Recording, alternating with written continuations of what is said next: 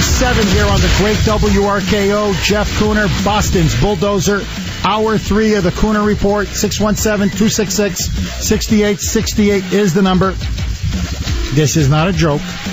This is not a spoof. This is not a kind of local version of Saturday Night Live. My friends, I kid you not. We know that Mini-Me is now planning, there's $9 million that he's now going to get to renovate the corner office. Why? I swear to you. Because he says there's a draft in his window. When he's hardly ever there, but when he is there, he says the window is a little drafty. And as Howie puts it in his column today, which I think he nailed it, Mini-Me, have you ever heard of caulking? Just put a little caulking and there goes the draft. But let that go. So Mini-Me wants $9 million. They want to raise your gas tax, tie it to inflation, automatically raising your taxes year after year. They've raised your sales tax 25%. Mini-Me has raised your property taxes 20 to 30%. I could go on and on and on. With all of these taxes going up, with them already building the Taj Mahal, I swear to you, they now want $20 million more to renovate the State House. There's no money for roads. There's no money for facilities for severely special needs kids. No. They have to raise our taxes because there's so little money. But now, state-of-the-art AC, redo the ceiling of the State House. It's going to be $49 million in all for the State Senate and the State House. They're asking for $20 million for the State House. My God, what are they building? A 5-star hotel? What are they building? A spa and resort? And by the way, no plans. It's an open checkbook. The $20 million come, no plans, no estimates. It's just basically an open checkbook. How much of that do you think is going to be stolen, siphoned off, or given as kickbacks to friends and cronies of Bob DeLeo? So to talk about this money grab, this blatant corrupt money grab, squandering taxpayer dollars, we're joined by State Representative Republican Mark Lombardo. Representative Lombardo, welcome back to the Kuhner Report. Thanks, Jeff. Good to talk to you. So, Representative Lombardo, it's incredible. So, they now want another $20 million to renovate the State House. You're in the State House often. You're a state representative. Does it need massive renovations? And why 20 mil?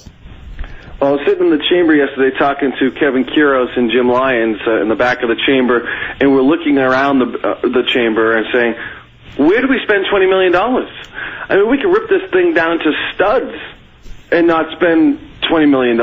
It blows my mind to think that we're going to spend $20 million in this chamber. And when asked about it in reports yesterday, the speaker said that there were, quote, State House folks who, quote, estimate that there's a lot of work that needs to be done. So the Senate got their $20 million to redo their chamber, so the House needs to get in on it. It's amazing. And you know what's even worse, Jeff? They did this, they passed the funding for this in an informal session on a voice vote with a handful of people there with no Republican objection. It's unbelievable. No Republican objection? No, there was members, coverage from the Republican leadership who go to these informal sessions. And the Republican could have objected simply by saying, I object, but I don't want to do this. And that would have killed it right there on the spot.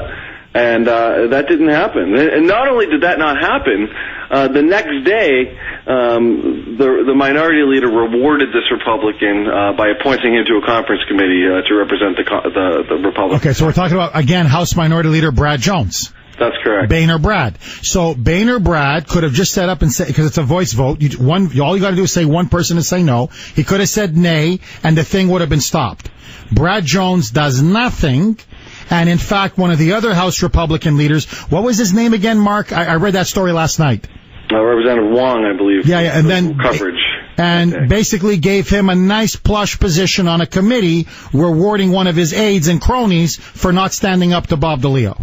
That's exactly what happens, and it's a sad state for the Republican Party. This is what's wrong with the Republican Party in Massachusetts right now. The speaker joked to a group of interns several weeks ago that in informal sessions, the Democrats put forward what they want, the Republicans agree, and that's how laws are made. Well, far cry from a joke. It's the reality of what happens in informal sessions on Beacon Hill. So now, what is Brad Jones going to get for that $20 million? Is he going to get his? Because he's got a very nice office. That's one of the reasons why he loves being House Minority Leader so much. Are they going to redo his office as well? Is he going to have something like Mini-Me, a gold-plated toilet in his office? Who knows? Maybe there's a nice renovation coming for his office. But the Republicans have to be. Stop playing this, we'll give you a gazebo in your district, and, we'll reward you for compromising your principles in the State House. I mean, this game has gone on too long, and at the end of the day, it just hurts the taxpayers, as we've seen. And it goes back to the whole transparency issue as well. Earlier in this year, the Speaker, with the blessing of Brad Jones, said that they were no longer going to give legislators access to the can, where the legislation is kept in the chamber. And so, no one would have been able to go in and see that this legislation was pending before the session, so they bring it out on the floor and they pass it, and, the transparency isn't there to be able for the rank and file members who even have known it was there. Leadership knew it was there, but rank and file members didn't even know. The lack of transparency is unbelievable. Apparently, some of the members are complaining that there's too much humidity in the State House, in the chamber, during the summertime, that it's too sticky, it's too warm, it's a bit too humid, that apparently the AC is not up to snuff. I mean, are you drenched? Do you sweat a lot? Are you in a sauna when you're there in the State House, Representative Lombardo? Quite the contrary. It's actually funny. You always see the women of the chamber bringing shawls and blankets because they're always chilled out. So they're always bringing blankets around them because they're so cold when they're in the chamber. That's unbelievable. If that's the angle we're going with as to why we're going to spend $20 million. Jeff, put this in perspective. The new mansion that Tom Brady just built, I believe, had an $18 to $19 million price tag. His mansion.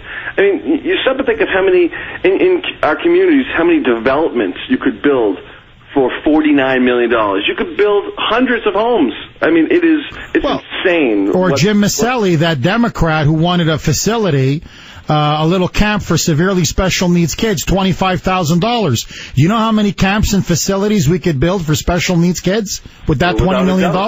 Without a doubt. It seems to me that every time state government gets involved in spending, the spending is astronomical. I mean, look at the Healthcare Connector website. It costs $500 million on the failed website. Now, I have a background in software, and I've seen large companies do enterprise implementations of software, companies larger than the state, and the price tag is a couple $1 million. I mean, for the state government, somehow their tab is $500 million. Normal construction costs, several $100,000. In your greatest cases, maybe you're in the low millions. We're going to spend $20 million in this one room in the State House? It's absurd. It's absolutely absurd. And government gets away with abusing tax dollars because the legislature is exempt from the Fair Procurement Act. They don't get audited, and the taxpayers are left holding the bag. We've got to change Beacon Hill in 2014.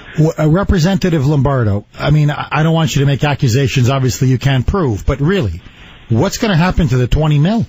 Because you're completely right. You can't spend $1, $2, $3 million to renovate the State House. So where does the other $18, $17 million go? I just don't know, Jeff. I really don't know. It's a question that my colleagues that we talked about yesterday. We have no idea how you spend this much money in this chamber. I'm sure they'll find a way on paper to make it to say that we've done it, and I'm sure that the money will be spent. But I have no idea how realistically we spend that much money. Now, I'm getting a lot of texts from people. Obviously, you're opposed to it. Obviously, Sean O'Connell is opposed to it. Jeff Deal, Representative Lyons. How come none of you spoke up and said no? Were you not present? Was this done behind your back? How come none of you, the Republican reformers, tried to shoot this thing down? Yeah, so this was done at an informal session. First of all, it was done this was put in the can early in the session, so we didn't have access to even know it was coming up. All right, so therefore we didn't know that we needed to go cover the informal session. Oftentimes we'll know calendar items only. That's what's printed on the calendar items. And the Republican leadership represents the whole caucus, and they will go to these informal sessions. And they're supposed to stop anything that is controversial. I guess it goes back to what that old movie, Animal House. You made the mistake. You trusted us. Well, we trusted our Republican leadership to actually stop this type of spending, and it was clearly a mistake on our half to believe that Republican leadership would actually stop $20 million of spending in an informal session. Oh, okay. That's the way it's supposed to work. Unfortunately, it didn't work. So basically, you weren't there. Sean O'Connell wasn't there. Jim Lyons wasn't there. Jeff Deal, Leah Cole. None of you were there, correct? That's right. Okay, I get it. Our leadership was supposed to be representing the caucus that day, and quite frankly, in my opinion, they failed us once again. What is it going to have to take for Republicans to overthrow Brad Jones as minority leader? What is it going to take for Republicans in this state to realize Brad Jones is the single biggest obstacle to a revitalized, bold, principled, resurgent Republican Party?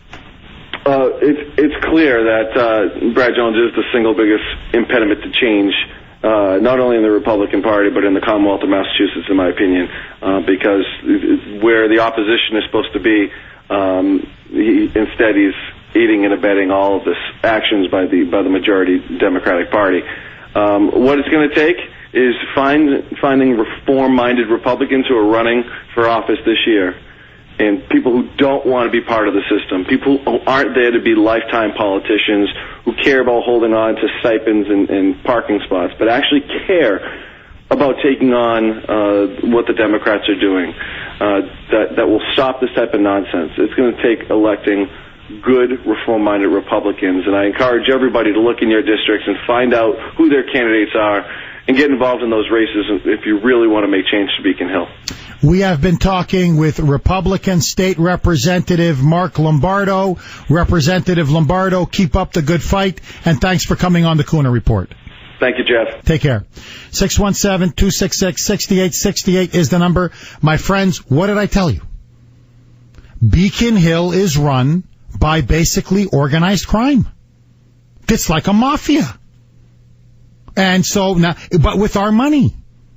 So $20 million for the state Senate, $20 million for the state House. You're Representative Lombardo. I don't see how they can spend $2 million on this thing.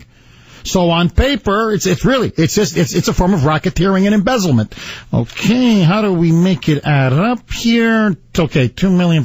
The other $18 million. Bob, how do we divide up this $18 million among ourselves? Okay, well, let me see. Let's say $1 million went for caulking.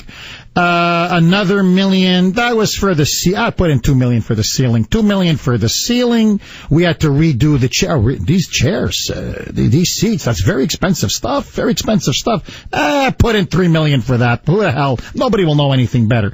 Okay. Oh, the bathroom. Oh, these toilets. Oh, like mini-me. It's got to be pure gold. When I sit down, when I park my rear end, it's got to be on pure gold. Nice and comfy. Nice and comfy. That's another $2 million. Let's put that down. They're stealing our money. My friends, it's time to put the taxpayers first. It's time to put you first. 821 on the great WRKO. More with your calls next. 827 here on the great WRKO. We can continue talking about immigration, or Do you think we, the taxpayers of the Commonwealth of Massachusetts, the People's Republic of Massachusetts, should we be paying another $20 million to renovate the State House, on top of the 20 for the State Senate, and on top of the $9 million for Mini-Me's Taj Duvall? Roy, you're up next. Thanks for holding. Welcome. Yeah, Jeff, I wanted to go back to the last hour on immigration and the spreading of diseases. I'm going to bring up something no one has talked about yet, and they don't want to talk about it. You got Ebola coming in. It's not here yet, but even if it is here, they're going to keep their mouths shut because they don't want a mass panic. We do already have an untreatable tuberculosis in here. We do have scabies in here. What better way to spread these diseases in a full contact sport such as football? I mean, if guys think jock itch is bad in the locker room, you haven't seen anything yet. And if you really want to stop the spread of this stuff, you're really going to have to cancel the 2014 football season from the NFL on down to Little League. And if people want an idea how this stuff's going to spread, go see the movie Dawn of the Planet of the Apes, and in there, in the beginning of the movie, they'll have a computer graphic of how that fictitious disease is spreading throughout the world, and that's what we're headed for. Thank you very much for that call, Roy. Nick, you're up next. Thanks for holding. Go ahead, Nick. How you doing, Jeff? I'm good. How are you? I'm great. Thanks very much for the great rally recently. Oh, it's my pleasure, Nick. Okay, and I'm sure you'll be doing more of that stuff in the future, thankfully. Just looking at what Perry, the governor of Texas, had said last week. 3,000 plus casualties in 3 years alone, deaths, to the hands of the undocumented Democrats, okay? The Texas population is roughly 4 times the size of Massachusetts, so the impact in Massachusetts would be the death of 750 citizens. Now, has that occurred? I have no idea. But no one's refuting those statistics in Texas. I'm sure they have the punch to verify everything that's there.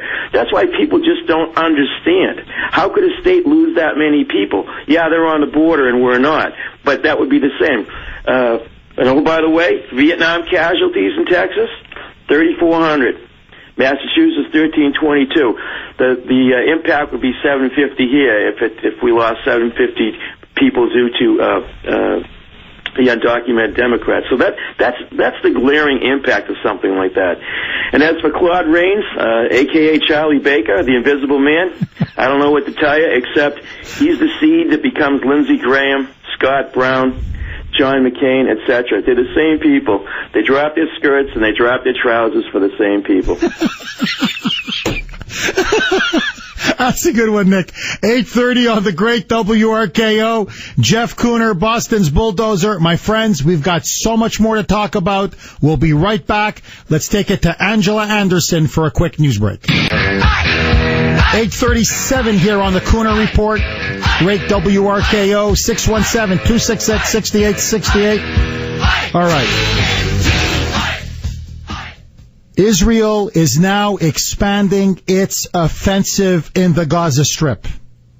And as Israel intensifies its offensive, as Hamas now launches rocket after rocket after rocket, as you now have many Muslim powers now siding with Hamas, our own government, led by the dear leader and Jean-Francois Kerry, Pepe Le Pew, now Pepe is putting maximum pressure on Israel to restrain and stop its offensive and to hold a ceasefire, knowing full well this is what Hamas wants and this will benefit Hamas.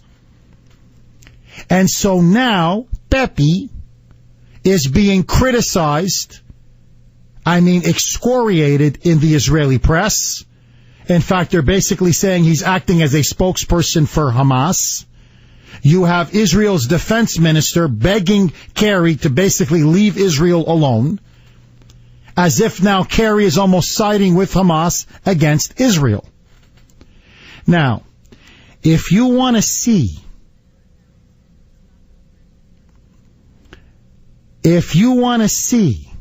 just how radical, anti-Israel, and increasingly anti-Semitic the Democratic Party is becoming, how they are now becoming a party of Hamas and Muslim sympathizers, of anti-Israeli and anti-Jewish bigots. Check out some of these latest stories.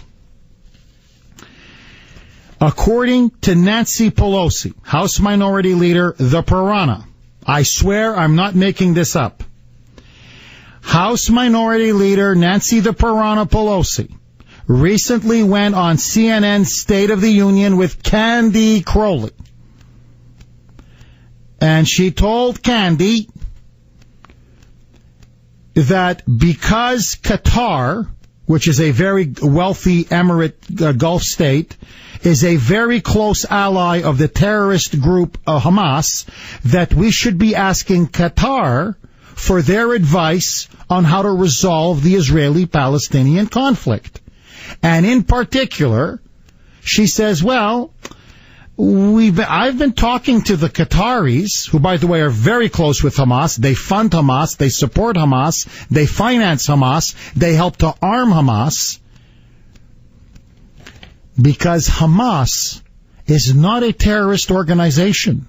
No. You know what Nancy Pelosi calls them? Check this out. Roll it, Brittany. War is a deadly thing, and I have many Palestinians who live in my district, and I'm hearing from them regularly about how their families are affected, who live in the region. It's a terrible thing. But let me just say that any missile that comes from someplace has a return address. And if Israel is responding to that address, then it's a shame that the Palestinians are using, are rumored to be using children and families as shields for their missiles. Should we all try to, first of all, avoid conflict? The Hamas initiated this. So again, this has to be something where we try to have the two-state solution, that we have to support Abbas and his role as leader there. We have to support Iron Dome to protect the Israelis from the missiles. We have to support the Palestinians and what they need. And we have to confer with the Qataris, who have told me over and over again that Hamas is a humanitarian organization. Maybe they could use their influence. Just look, you did not hear that. You're not dreaming. You didn't mishear this. Okay, I don't want you to veer off the road now. Okay, I don't want you to, God forbid, throw up in the toilet or something. No. Listen, I'm telling you. Brittany, play it back a little bit. She actually said, the Qataris say they're a humanitarian organization. They must be a humanitarian organization. Dome to protect the Israelis from the missiles. We have to support the Palestinians and what they need. And we have to confer with the Qataris, who have told me over and over again that Hamas is a humanitarian organization. An organization devoted to the slaughter of innocent Jews, that calls for the extinction and eradication of Israel and the Jewish state, that openly has connections all the way back to the Third Reich in Nazi Germany. That's where they get their inspiration from. An organization that forces children to read, literally read Mein Kampf, which teaches its kids that Jews and Christians, this starts in the first grade, are descendants of pigs and monkeys. An organization that is using women and children as human shields to protect their missiles and rockets, slaughtering their own people, sacrificing their own people, saying they're going to be martyrs for paradise because they're dying fighting the evil Jew, as they put it. And you're telling me that's that's the Red Cross? That's the Shriners Hospital? That's the United Way? That's what Christian charities? Are you? That's a humanitarian organization, but it gets worse. It gets worse. I swear to you. Madam Hillary Clinton, doyenne of the Democratic Party, supposedly radical feminist icon. The liberals love her. The presumptive frontrunner for 2016 says, Look, you can't blame Hamas for putting all their missiles and rockets in civilian areas. Because, and using these children as human shields, putting them in schools and hospitals, because, well, you know what? I'm not even going to give it away. Because this one, if this is not a mind bender, nothing is. Roll it, Britain. Now, the current conflict started with the killings of 4 teens, 3 Israelis and 1 Palestinian. But so far, more than 700 Palestinians have died. Right. More than 30 Israelis have died, most of them civilians. Do you think that Israel somehow responded in a disproportionate way? Jorge, it's such a tragic situation. I think Hamas intended to provoke Israel, because that's why they started the rocket fire again. As I say, when I negotiated ceasefire, it held until just this month. And then Hamas, which has its back against the wall, decided to once again fire rockets into Israel. Mm-hmm. Israel made it clear that wasn't acceptable. Hamas kept doing it. Israel said, we have to stop the rockets. And then they discovered all these tunnels. So obviously Israel has a right to self-defense, but I and everybody who is seeing these terrible pictures on our TV hope there can be a ceasefire and try to end the killing and try to prevent the unbelievable heartbreak that we see happening. What's the appropriate response, do you think? Well, I think what the problem is, and this is something, I'm not a military planner, but Hamas puts its missiles, its rockets in civilian areas. Part of it is that Gaza's pretty small and it's very densely populated. They put their command and control of Hamas military leaders in those civilian areas. Israel, I know, has sent warnings and tried to get people to move. But in any kind of conflict, there are going to be civilian casualties, and we need to try to get to a ceasefire as soon as possible. This is incredible. This is incredible. No. It's because Gaza, you say it's urban, it's congested, it's pretty small. That's why Hamas is putting their missiles and rockets in civilian areas. It's because, as she put it, Gaza's pretty small and it's densely populated. It's a densely populated area. It's small, densely populated. Are you freaking kidding me? That excuses and justifies putting rockets and missiles in hospitals and schools? How about, check this out, Madam Hillary. Honestly, I don't know if it's the Botox. I don't know if it's because she fell on her head. Remember, she was supposed to testify for Benghazi. Maybe she has brain damage. I don't know honestly, I don't know. How about you don't have rockets? How about you don't have missiles? How about you stop launching missiles and rocketing and bombing the people of Israel, as you've been doing for the last God knows how many years, indiscriminately targeting and killing and shooting civilians? Start building up an economy, build up a democracy, build up a civilized Palestinian society to serve as the basis for an independent Palestinian state, which the Israelis have said repeatedly they're more than happy to cut a deal on. So how about, instead of saying, you know what, let's put, decent textbooks in schools that don't demonize Christians and Jews? Maybe let's actually put doctors and nurses and medicine in hospitals instead of rockets and missiles? I'm just thinking out loud here, Hillary. Look how their first instinct is to demonize Israel. Look how their first instinct is to equivocate and rationalize and excuse Hamas, a jihadist terrorist organization bent on jihad, virulently anti-Semitic, virulently anti-American. This is incredible. The Democratic Party, liberals, this is why I never understood why Jewish Americans vote for the Democrats and vote for liberal Democrats. You're cutting your own throats. You're voting for people who are aiding and abetting the enemy of the Jewish people. Now, Jeff, come on now. Hamas is a peaceful humanitarian organization. Come on now. This is, you're getting excited, you're getting carried away. Jeff, come on. Hamas, they're just defending themselves against Zionist aggression, against Israeli occupation. Well, the Israelis aren't even in Gaza anymore. It's Israel's fault. The Israelis are oppressing them. Okay. I want all of you, don't take my word for it. This is the official charter and constitution of Hamas. This is the law of the land in Gaza, which they control and run for nearly the last 10 years. Look up Article 7 of their charter. This is, in a sense, they so love this, they keep citing this charter and this article, it's almost like their First Amendment for them. This is their crown jewel. This is the article they're so proud of. Let me read to you a little bit of it. It starts off by saying, now listen carefully, because you get the sense of what this organization is. By virtue of the distribution of Muslims who pursue the cause of the Hamas all over the globe and strive for its victory, for the reinforcement of its positions, and for the encouragement of its jihad, the movement is a universal one. So they're basically saying, we are now all committed to jihad, basically to terror against our enemies, to war against our enemies, and our movement in unity with all Muslims is a universal one.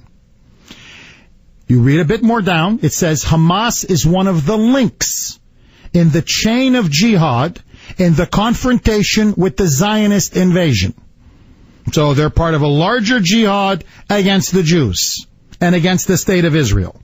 Now, here is the last part of the charter, and this defines Hamas to its core, its essence, and its goal. Quote, this is the humanitarian organization that Pelosi talks about. This is the same group that Hillary says they got no choice. It's a congested area. That's why all the rockets and missiles have to be put in civilian areas. Quote, the Hamas has been looking forward to implement Allah's promise, whatever time it might take, meaning a world Muslim empire. The Prophet, prayer and peace be upon him. That means Allah. Forgive me, Muhammad, Prophet Muhammad. The Prophet, prayer and peace be upon him, said, quote, the time will not come until Muslims will fight the Jews and kill them, until the Jews hide behind rocks and trees, which will cry, O Muslim, there is a Jew hiding behind me, come on and kill him. This is their charter. This is their official governing document. This is their bedrock Article 7. Kill the Jews. Kill all the Jews. For Allah to establish paradise on earth, every Jew must be wiped off the face of the earth. And believe me, they're not big fans of Christians either. We're next. And Netanyahu doesn't have a right to smash them and dismantle them and disarm them. And instead of condemning Hamas, Nancy Pelosi and Hillary Clinton are shilling and excusing and rationalizing and lying on behalf of Hamas. My friends, modern day liberalism, the Democratic Party, has now formed an unholy alliance with radical Islam. And to all the Jews out there, be careful, because you now have anti-Semites running the Democratic Party. 8:53 on the great WRKO. More with your calls next.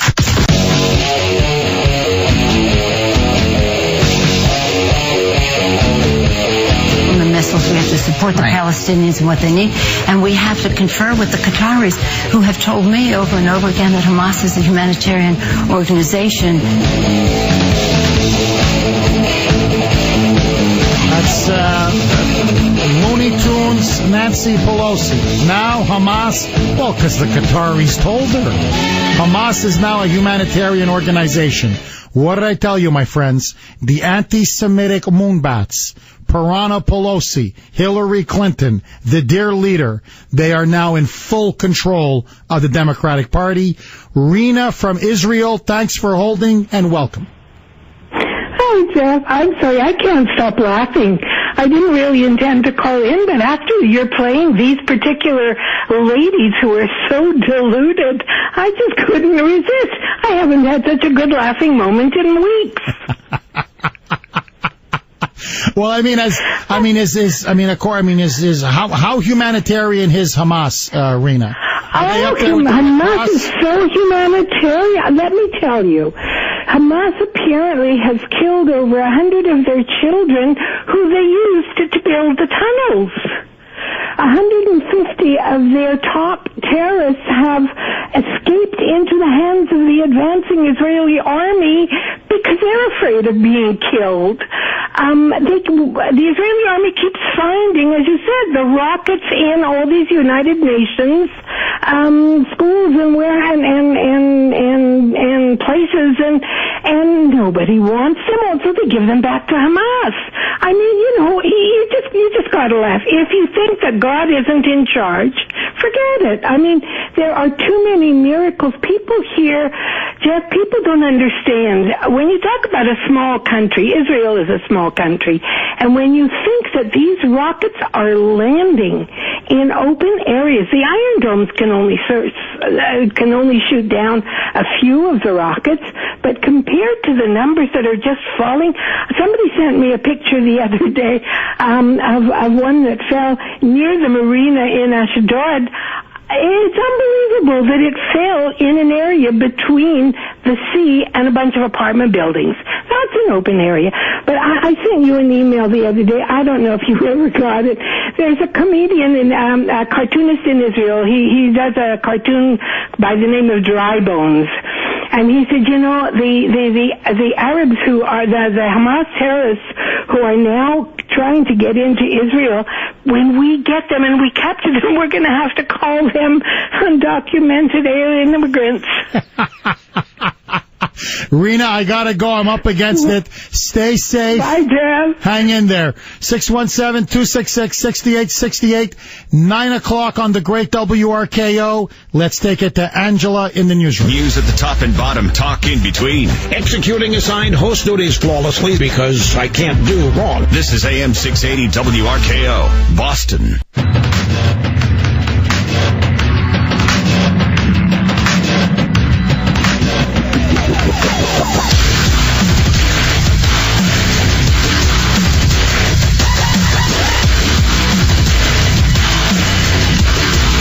9:05 on the great WRKO, and now on 93.7 HD2, Hour 4, the Kuhner Report, 617-266-6868. You can also text us at 680-680. My friends, getting a lot of great feedback still on the rally. If you want to read an absolutely phenomenal piece on the real meaning and importance of the rally, go to WRKO.com, click on the Kuhner Report. There is an absolutely brilliant piece. Full disclosure, it's by my wife, Dr. Grace Voto. But honestly, I'm not saying it because she's my wife, although she is brilliant. She writes a column for World Tribune. It's up on WRKO.com. Go to it. I urge all of you, read it, send it around to your friends. She hits it, the nail right on the head. Also, there's an interview with me up there, one-on-one, exclusive. Really, the man behind the mic. If you want to know about me a little bit more personally, my background, what motivates me, why I'm doing what I do today, you'll want to check out that interview up on WRKO.com as well. Okay, so we now have leading members of the Democratic Party sympathizing with Hamas, clearly now virulently anti-Israel, now anti-Semitic. There's no question about it. As much of the left, the academic left is anti-Semitic, the progressive left is anti-Semitic, the European left is anti-Israel and anti-Semitic. It was only a question of time before the disease and cancer of anti-Semitism would infect the Democratic Party and the leadership of the Democratic Party. So we have Jean-François, a.k.a. Pepe, basically acting as Hamas's spokesman, trying to impose a ceasefire on Israel and basically argue for all of the main points that Hamas wants, the lifting of the blockade, and essentially an end to Israel's offensive. He's acting basically now as their negotiator. We have Nancy the Piranha Pelosi saying, oh, the government of Qatar, the Qataris, they say Hamas is a humanitarian organization. Maybe we should have the Qataris use their influence. That's like saying the SS was a humanitarian organization. But let that go. You now have Hillary Clinton saying, don't blame Hamas for putting missiles and rockets in schools and hospitals and mosques. It's a densely populated area. It's an urban, densely populated area. It's so congested, they have no choice. How about no missiles and no rockets to begin with? But again, let that go. But this now comes straight from the top. As you know, leaving aside his policies, we have a president whose father was a Muslim. That's a fact. According to Muslim tradition, if your father is a Muslim, you, by extension, are automatically a Muslim. His stepfather, as he points out in his autobiography, was also a devout Muslim. He was raised and went to Muslim religious school, a madrasa. He admits this.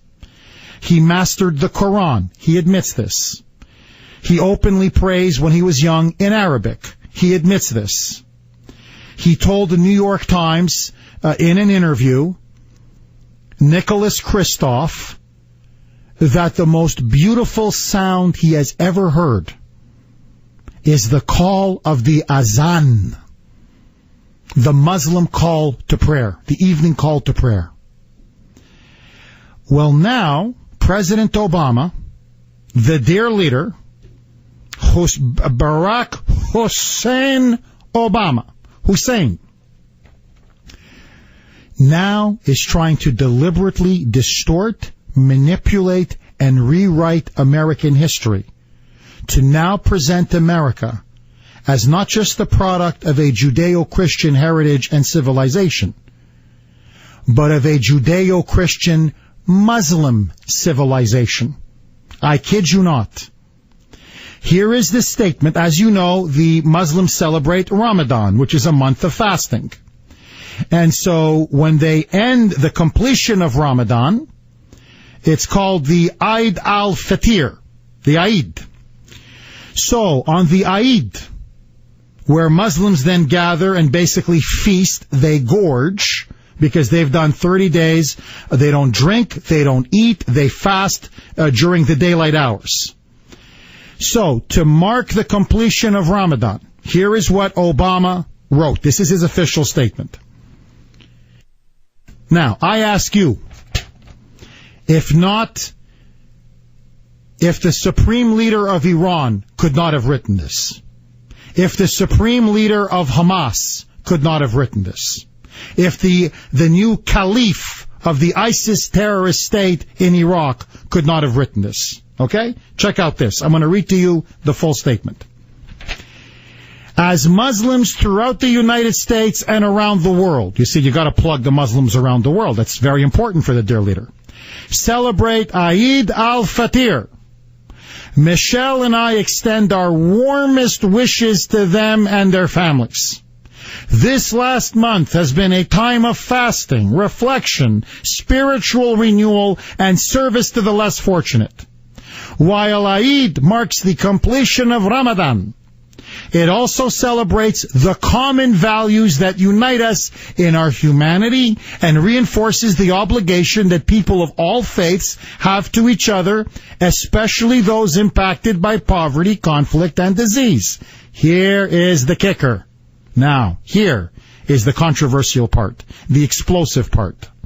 He continues, second graph, quote, in the United States, Eid also reminds us of the many achievements and contributions of Muslim Americans to building the very fabric of our nation and strengthening the core of our democracy. That is why we stand with people of all faiths here at home and around the world to protect and advance their rights to prosper, and we welcome their commitment to giving back to their communities. On behalf of the administration, we wish Muslims in the United States and all around the world a blessed and joyous celebration. Eid Mubarak. This is a president. I'll get to the substance. This is a president. Have you noticed? He will not say Merry Christmas. He will not wish Christians in America and around the world a Merry Christmas. He goes Happy Holidays. He does not go out of his way to help praise the Jews for Passover or many of their other sacred holidays. But he goes out of his way to celebrate the end of Ramadan. That's point number one. Point number two, and much more importantly, what you're now seeing is what was prophesied in 1984. Look at how this liberal, radical, leftist regime is now trying to completely rewrite and distort American history. With all due respect to American Muslims, this is not a slur, it's not libel, it's not slander, it's a fact. How many of you were on the Mayflower? None. How many of you were there during the American Revolution? Practically none. How many of you have been there through many of our seminal events in our history? None. Muslim immigration to this country has been fairly recent. And even if you take the highest numbers, which is 5 to 6 million, I don't believe those numbers, but let that go. That's a very small minority. There is no way in hell that you can say that there were, quote, many achievements and contributions of Muslim Americans to building the very fabric of our nation and strengthening the core of our democracy. That's like saying the Shakers or some other small religious sect helped to build the very fabric of our nation and strengthening the core of our democracy. He won't even say that about the Mormons. The Mormons founded an entire state, Utah, and they're one of the most successful, prosperous religious groups in the country. He won't say that about the Mormons, but he says that about Islam? How many Muslims helped write the Declaration of Independence? How many Muslims helped write the Constitution? How many Muslims fought in the American Civil War? How many Muslims fought in the First World War, the Second World War, the Korean War, the Vietnam War? I could go on and on and on. Hell, in the Afghanistan-Iraq wars. What are you talking to me about? I'm sorry, Bo Bergdahl. Yes, no, I'm sorry. No, you're right. No, Brittany, touche. You got me. Brittany's told me in my ear. She goes, Jeff, Bo Bergdahl. Yes. You see, Bo Bergdahl has helped really strengthen the core of our democracy. No question about it. Building the very fabric of our nation. You see, he's taught us how to be a good trader. He taught this is how you desert. And this is how you then get all the benefits and a $300,000 paycheck and a nice cushy job in some military base in San Antonio, Texas. This is how it's done. No, it's true. He's written a book on how to be a good trader. Are you kidding me? This is the same man. You can look it up. Several years ago, openly said in an interview that America is, quote, one of the largest Muslim nations in the world. What? Indonesia is. Turkey is. Iran is. There are barely 5 million. Take the highest number. And you're telling me now that's now suddenly one of the largest Muslim nations in the world? What he's trying to do, it's so obvious. This is the Islamicization of America. You have Nancy Pelosi sympathizing with Hamas. You have Hillary Clinton sympathizing with Hamas. You have the gradual demonization of Israel and the Jewish state. And now you have the President of the United States claiming that we're a product of not 2 faiths, but of 3 faiths?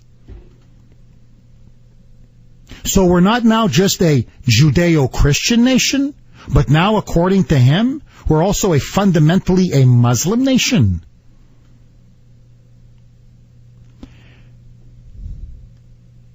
Buddhists, Confucians, people who practice their faiths in the Asian community have contributed a hell of a lot more than American Muslims have. There's no getting around that fact. How many great universities have American Muslims founded? How many great enterprises and businesses have American Muslims founded? How many great hospitals have American Muslims founded? What great political achievements, cultural achievements, in terms of literature, music, the arts, symphony, I could go on and on, have Muslim Americans contributed to the United States? This is sheer propaganda and lies. This man is deliberately lying, distorting, and manipulating the truth. And my friends, here are the consequences, okay? It's not just the official revision of our history. Check out this story.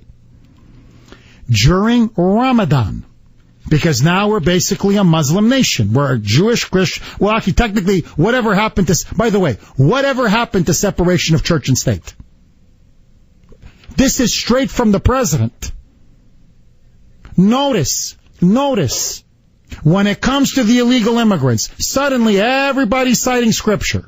There's many, the stranger in Egypt, and as the scripture says, and he's got Cardinal O'Malley, he's got Protestant ministers, he's got a rabbi, he's got an imam. Suddenly, now, there's no more separation of church and state. When it comes to Islam, Eid Mubarak.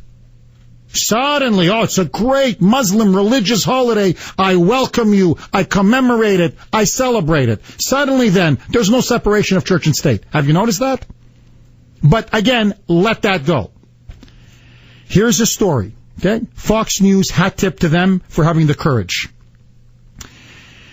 According now to the Department of Defense Medical and Graduate School in Bethesda, Maryland, there is now directives being sent out at the Uniformed Services University of the Health Sciences. Again, this is the Pentagon's graduate school, medical graduate school in Bethesda, Maryland.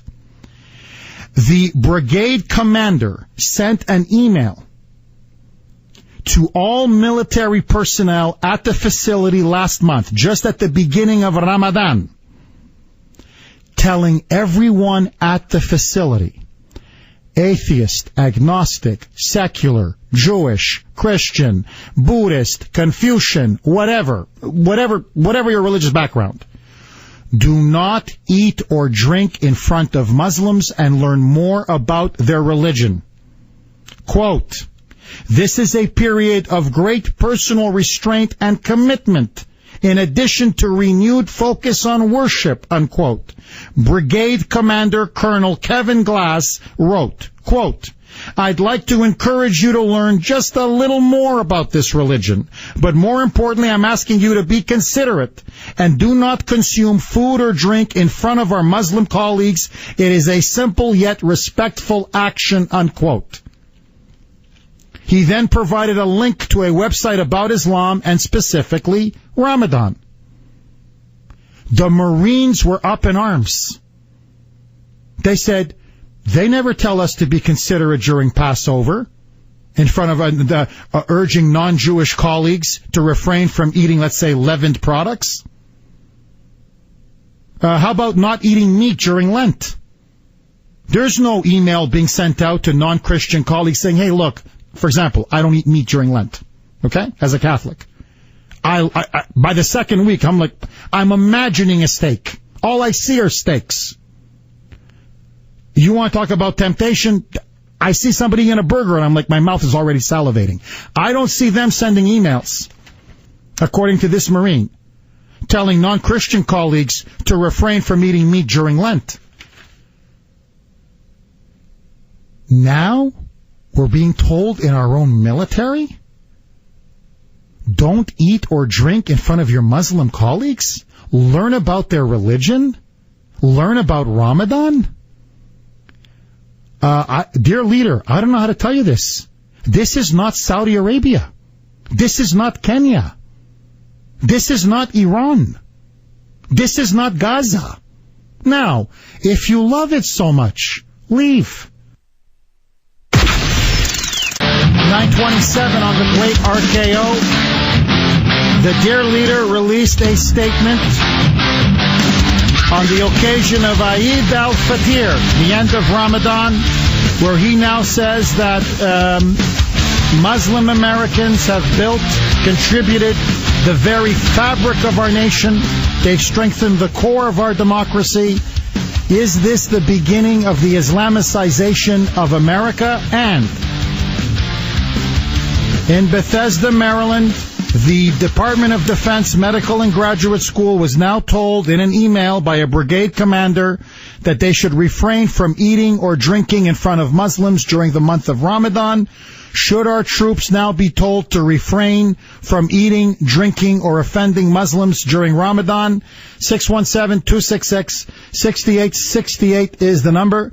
This is from 978. Jeff, I work at a major financial institution, and they have printed up company letterhead posters in every break room about being sensitive and not eating in front of Muslims during Ramadan. It's incredible. It's just incredible. Just look at how they will not assimilate. We have to assimilate to them.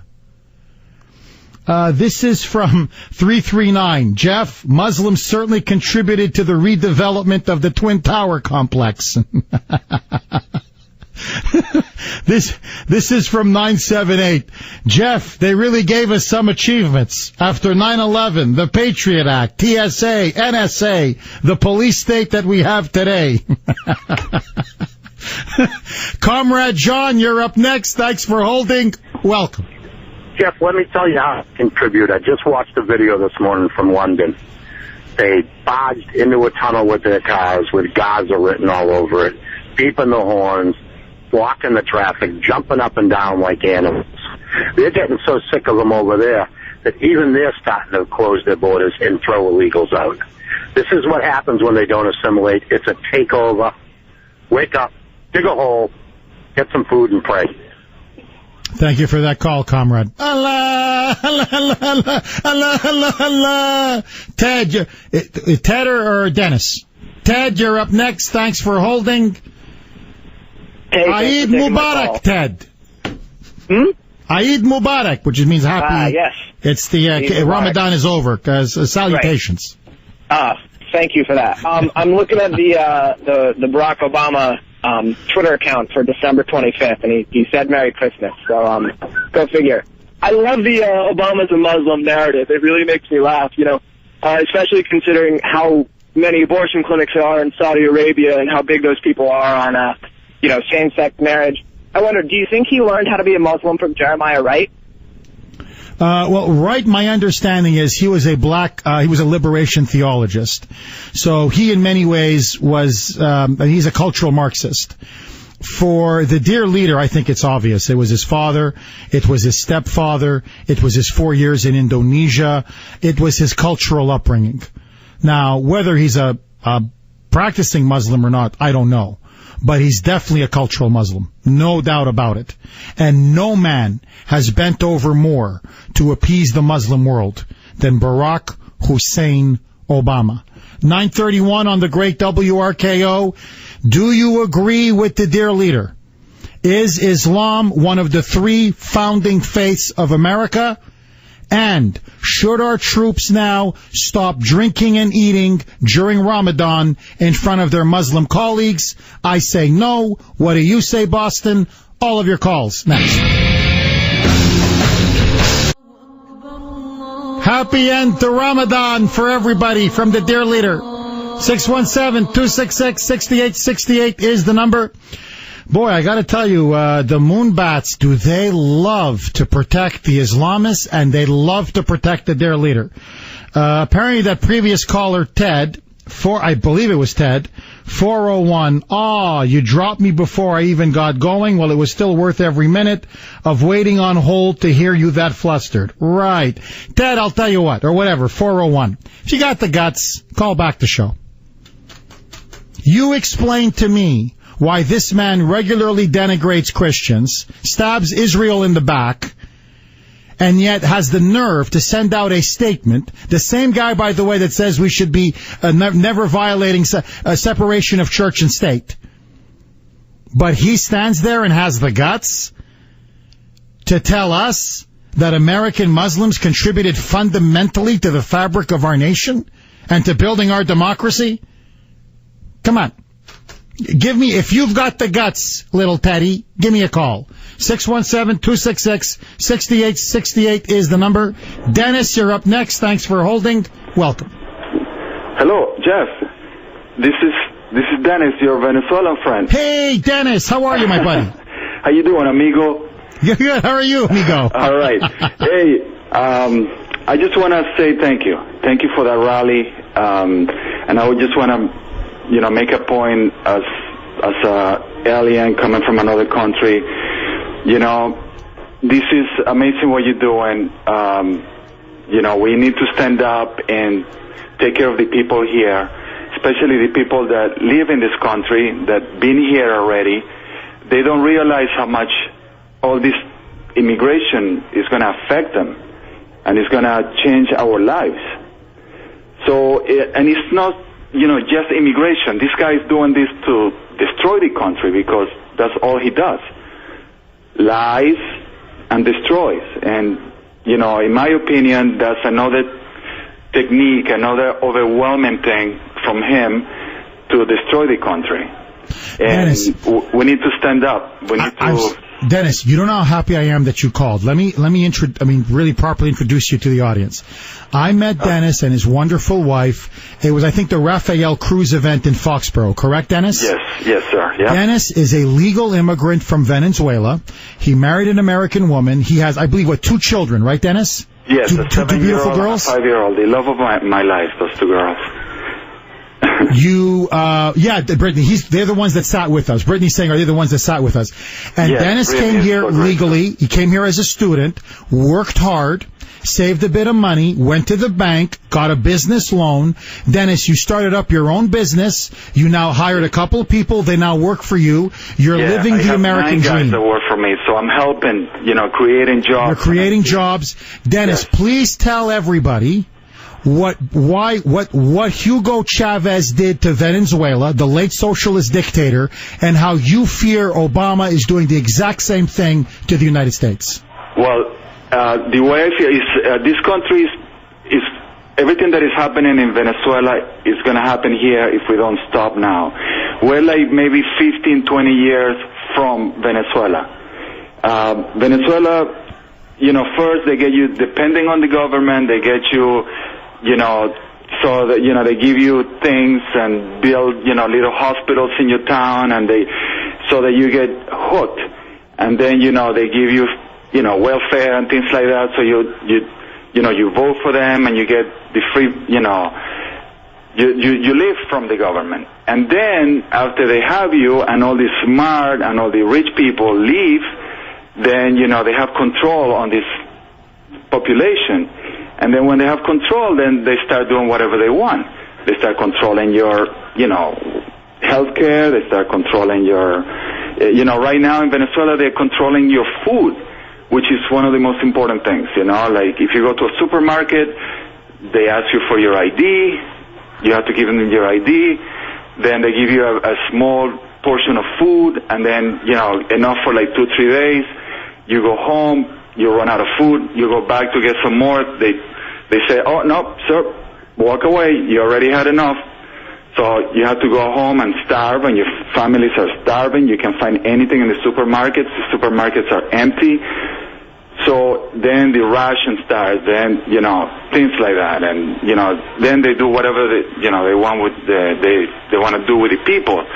And people don't realize that could happen here if we don't, do something. And we have to do it now. And, people don't realize the the urgency of the situation. You know, I think Americans are too distracted with, you know, watching TV, bringing their kids to soccer and doing this, and they're not paying attention. And, you know, we need to be, you know, more active. That's why I brought my whole family to your rally. So that, you know, I have my kids there. I was a little nervous that, you know, something might happen to them, but they need to stand up. They need to be there. I made signs for them, you know, stop, you know, what is going to happen to me. One of my girls was holding a sign like that. So, you know, we need to do something. We need to, you know.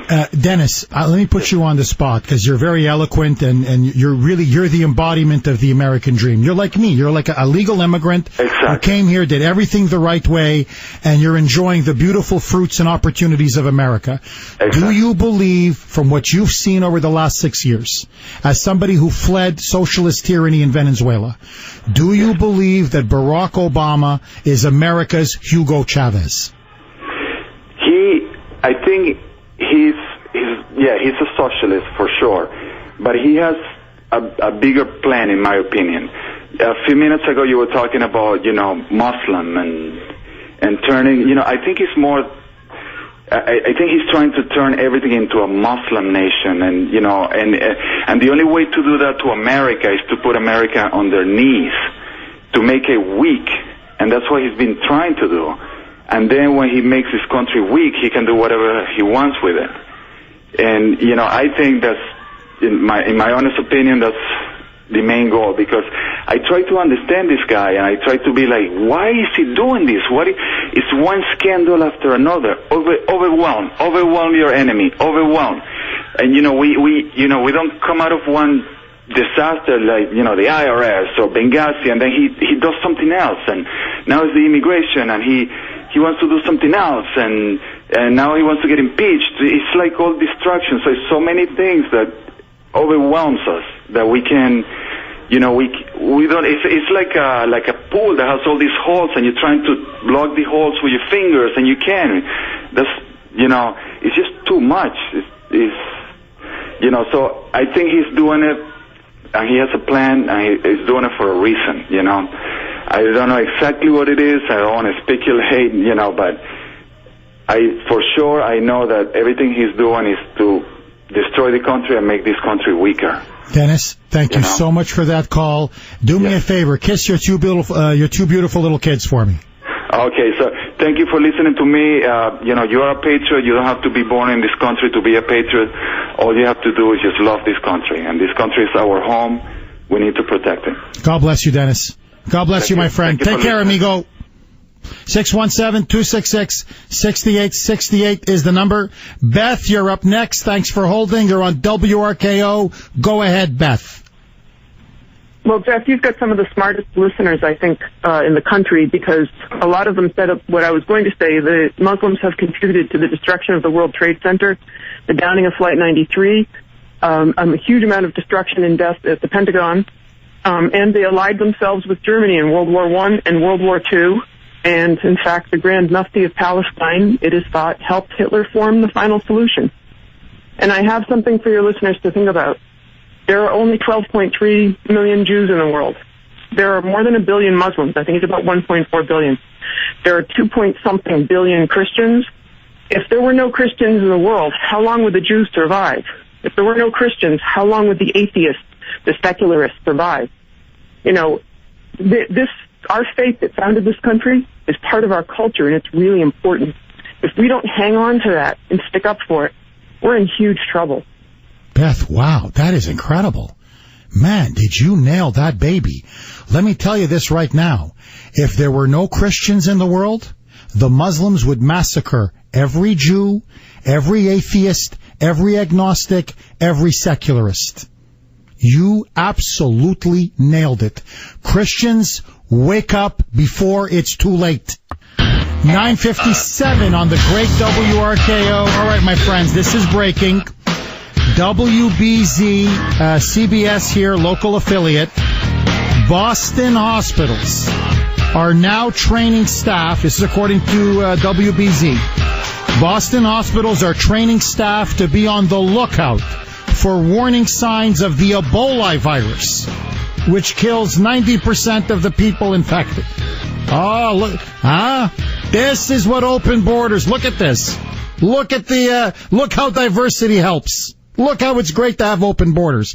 Now Boston hospitals and nurses have to be on the lookout for the Ebola virus, for God's sakes. Okay. Anti-Semitism among the left. MSNBC's Mika Brzezinski interviewed Israel's ambassador to the United States, Ron Dermer. Listen to what she said after the interview was over. Roll it, Brittany. Stop the rise of skin cancer. He'll explain why the new cause for concern. Keep it right here on Morning Jew. Joe. Keep it right here on Morning Jew. Yeah. It's incredible. Now they can't even, they're slipping up left, right, and center. Because the dear leader has said, hey, we side with Hamas and not with the Jews. I gotta go, my friends. I'll be back same time, same place tomorrow. You've been listening to Boston's Bulldozer. And remember, together, we're beating liberals one day at a time. Allah, Allah, Allah. Happy end of Ramadan to everybody. Eid Mubarak.